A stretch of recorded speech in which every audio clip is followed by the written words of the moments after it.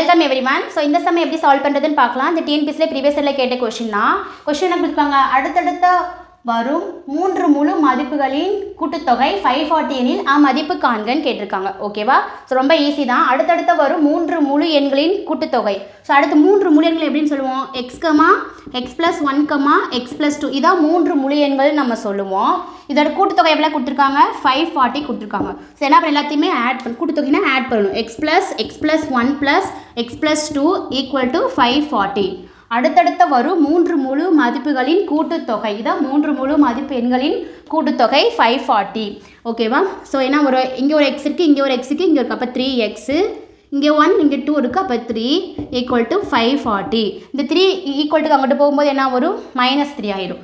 அப்போ 3x = 540 - 3. அப்போ 3x = 537. ஓகேவா? அப்போ எக்ஸோட வேல்யூ எப்படி கண்டுபிடிப்பீங்க, இந்த மல்டிப்ளிகேஷன் இருக்கும்போது கீழே வரும்போது டிவிஷனாக மாறிடும். ஸோ 537 / 3. 1 3s are 3, remaining 2. 5 3 போச்சு, remaining 2. 7 3s are 21, remaining 2. 9 3s are 27. அப்போ எக்ஸோட வேல்யூ என்ன, 179. இந்த எக்ஸோட எங்கே போய் இதில் போய் சப்ஸ்டியூட் பண்ணணும். ஸோ ஃபஸ்ட்டு எக்ஸோட வேல்யூ 179. இங்கே 179 + 1 எவ்வளோ வரும், 180. 179 + 2 என்ன வரும், 181. ஸோ அடுத்தடுத்த எண்கள் என்ன, 179, 180, 181. இதான் வந்து ஃபைனல் ஆன்சர். ஓகேவா? ஸோ சம்மில் டவுட்ஸ் இருக்கா?